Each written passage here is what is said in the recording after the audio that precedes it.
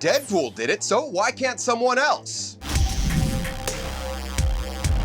Hey there and welcome to Screen Rant. It's pretty clear that R-rated superhero movies can exist and succeed, and even James Gunn thinks it's only a matter of time before Marvel makes an R-rated film. Although you shouldn't expect the Guardians of the Galaxy to start ripping people in half and dropping F-bombs anytime soon. And Groot. Whoa! Alright, Groot might be able to get away with it, but there are other more verbal characters that could pull it off too.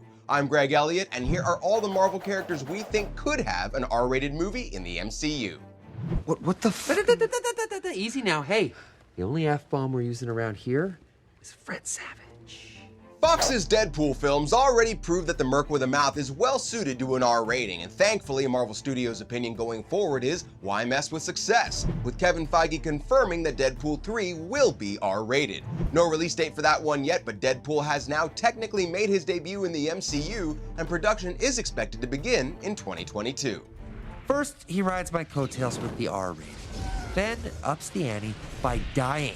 Fox also struck gold with Logan, which finally showed Wolverine's berserker rage in all of its bloody glory. Now, sure, there is plenty of proof that Wolvie can work just fine without all of that, but we are talking about a guy with razor-sharp claws and an anger management problem, and Wolverine comics are often pretty brutal, like for example the time he popped his claws through Sabretooth's brain. So if Marvel wants to keep going the R-rated route, Wolverine would be a perfect option. How long do you think someone can live after you've cut out their heart?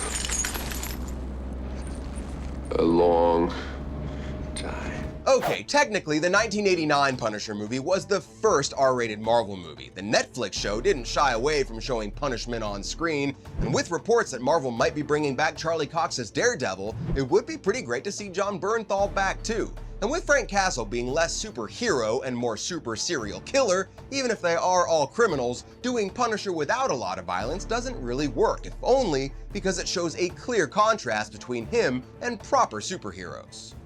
And since we're talking Daredevil and Punisher, we also think Elektra wouldn't be a bad fit for an R rating either. The ninja assassin hasn't really ever been done proper justice on the big or small screen, so an R-rated film in the MCU starring the hand's deadliest killer could potentially switch things up just enough to make Elektra a hit in the MCU. What are you doing here? Someone told me you were just a myth. I could leave. Nope, I love myths. Oscar Isaac has described the upcoming Moon Knight as a wild show, and while we doubt that anything on Disney Plus will be rated R, at least until their more grown-up Star service makes its way to the States, it'll probably be more PG-13. But if they ever decide to bring him to the big screen too, an R rating would allow them to step into the troubled mind of Mark Spector in ways that the show probably can't. I'm not human. You look human to me. Humans don't drink blood.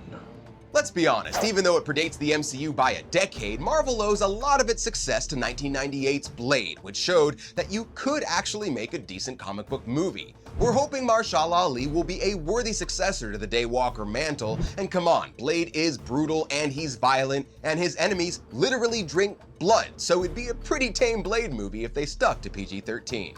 And like Blade, another of Marvel's supernatural Midnight Suns, Ghost Rider is definitely an R-rated character. Previous, poorly reviewed Ghost Rider movies didn't really capitalize on the mystical horror of the Flaming Skull, but if this is also a Disney Plus show, it probably won't be R-rated. But as with Moon Knight, Marvel could expand him further at some point.